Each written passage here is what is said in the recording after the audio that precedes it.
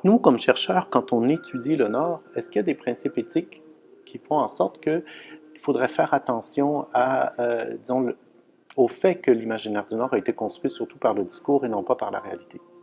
À mon avis, il y a au moins 8 éléments dont il faut tenir compte quand on fait la recherche sur le Nord, et ça vaut pour les études culturelles comme pour les études historiques, sociologiques, etc. C'est des principes généraux. Je les nomme, puis je vais aller ensuite en détail pour chacun des éléments. Premier élément, c'est la variété des termes qu'on utilise pour parler de l'Arctique. Le deuxième, c'est d'avoir une perspective circumpolaire, donc de plusieurs cultures. Le troisième, c'est la pluridisciplinarité. Le quatrième, c'est de tenir compte des points de vue autochtones et allochtones. Le cinquième, c'est les aspects naturels et urbains de l'Arctique. Le sixième, c'est le multilinguisme de l'Arctique. Le septième, l'interculturalisme. Et finalement, la nécessité d'inventer un nouveau vocabulaire pour en parler. Donc, pour le premier, la variété des termes pour définir l'Arctique, malheureusement, la plupart des recherches qui portent sur l'Arctique ou des perspectives sont nationales. Nationale, ça veut dire qu'on prend l'espace politique qui est le nôtre et on imagine la part d'Arctique qui nous concerne comme étant un tout. Alors que l'Arctique est bien sûr plusieurs éléments, et il faut se rendre compte qu'à chaque fois qu'on propose un terme de recherche, ça veut dire qu'on définit un territoire particulier. Si moi je parle de l'Arctique, par exemple, je définis quelque chose que les géographes ont posé à 66 degrés de latitude, et donc qui exclut Kuujjuaq, qui exclut tout le Québec, et qui exclut même Iqaluit. Donc, vous voyez, l'Arctique, si on le conçoit de façon stricte, ça voudrait dire un monde qui exclut certaines des parties du monde inuit. On pourrait parler de Nord, qui est extrêmement vague, donc qui pourrait être le nord de Montréal, qui est les Laurentides, qui pourrait être tout le Québec comme nordique, qui pourrait être toujours plus haut, donc quelque chose qui avance continuellement. On peut parler de Grand Nord, qui est une notion tout à fait européenne, où on invente un Nord qui est une projection et qui est quelque chose de blanc, d'inhabité. On a d'autres termes aujourd'hui, par exemple région polaire. On va parler du cercle arctique, du monde froid, et des ensembles politiques, la Scandinavie par exemple, qui est inventée par l'Europe et non pas par les Scandinaves, qui regroupe l'ensemble des pays scandinaves tout ensemble. On parlera du Canada, qui est une invention aussi relativement récente pour parler de l'Arctique. Donc pourquoi finir la frontière là alors que par exemple il y a des peuples qui vont d'un côté ou de l'autre qui le définissent autrement? Quelle serait la particularité du froid ou des conditions arctiques au Canada par rapport à la Russie ou à la Sibérie? Est-ce qu'on peut vraiment penser qu'il y aurait une différence? On parle depuis peu aussi de monde inuit, donc quelque chose qui regrouperait l'ensemble des Inuits dans cet espace. Les Islandais, les Groenlandais parlent de plus en plus de régions nord-atlantiques, donc qui pourrait inclure le Québec, donc qui est une péninsule au nord-est, donc le Labrador, le Québec, le Groenland, l'Islande et une partie de la Scandinavie, donc une région qui a son histoire à elle. On parle d'aire circumpolaire, là ce serait beaucoup plus large, ou même aire circumnordique, donc pour distinguer de celle du nord, de l'Antarctique, de celle du sud. Donc à chaque fois qu'on emploie un terme comme celui-là, on peut le faire, mais il faut se rendre compte que ça suppose des principes différents à chaque fois. Deuxième perspective, c'est de tenir compte d'une perspective circumpolaire. Il n'y a aucune raison de faire la recherche en termes nationaux quand on parle du Nord. Circumpolaire, ça veut dire tout autour du pôle, et on peut descendre jusque là où on le veut pour définir une aire qui est là. Donc, historiquement, c'est le monde circumpolaire, une région qui a plutôt été pensée, gouvernée par des influences parallèles du Sud. Parallèles parce qu'ils ne se communiquent pas. Je donne l'exemple toujours des liaisons aériennes qui sont encore extrêmement coloniales. Imaginez que vous voulez partir d'Iqaluit pour aller au Groenland. Parfois, il y a un vol entre les deux, mais c'est extrêmement rare. Habituellement, donc, il faut faire Iqaluit, Ottawa, Montréal, Francfort, Copenhague, Kangerlussuaq et Nuuk.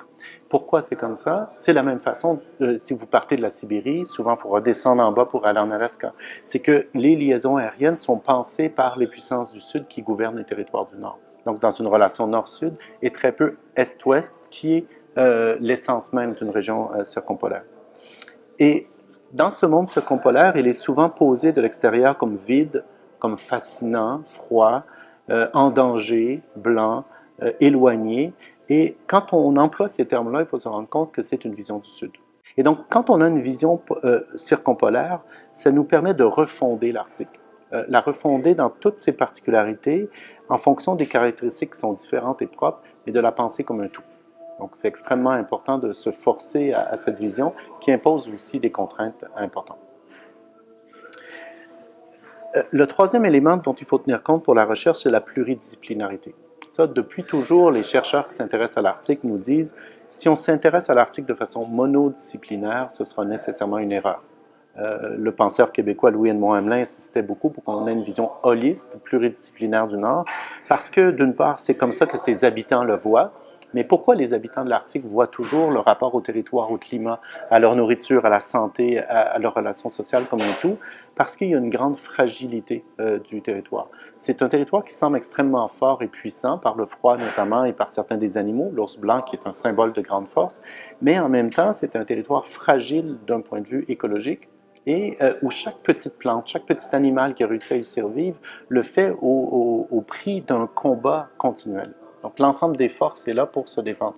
Donc pluridisciplinarité impose pour nous, en tout cas, un dialogue entre la science et les sciences sociales.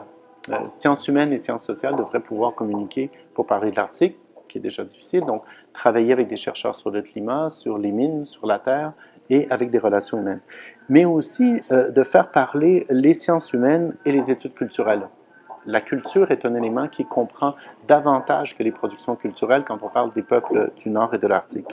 Et finalement, et c'est pour aller aussi vers le monde contemporain, il faut faire dialoguer les études culturelles qui s'intéressent surtout au patrimoine et la création culturelle.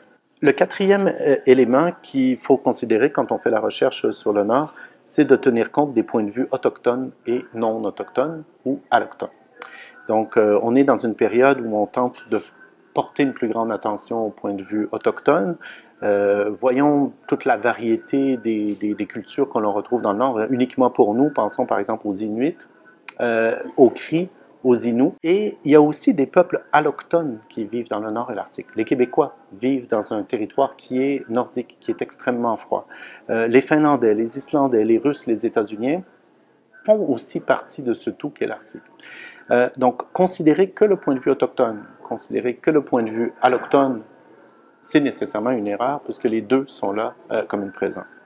Par contre, historiquement, et ça pose une contrainte éthique importante, c'est que la perspective autochtone a été marginalisée depuis toujours. Et elle a été marginalisée justement par les non-autochtones. Donc, quand on veut faire la recherche, les premiers éléments qu'on trouvera, c'est justement la présence des non-autochtones, et il faut faire un effort supplémentaire pour trouver les autochtones. Parce que les autres, le discours des Inuits, on ne le retrouve pas. Pourquoi on ne le retrouve pas? Parce qu'il n'y a pas de bibliothèque nationale, il n'y a pas d'archives nationales, il n'y a pas eu de conservation de cette mémoire, et que si on veut écrire l'histoire des Inuits qui sont là, il faut presque écrire l'histoire du silence. Pourquoi il y a le silence des Inuits alors que c'est eux les premiers concernés de cette fermeture de village?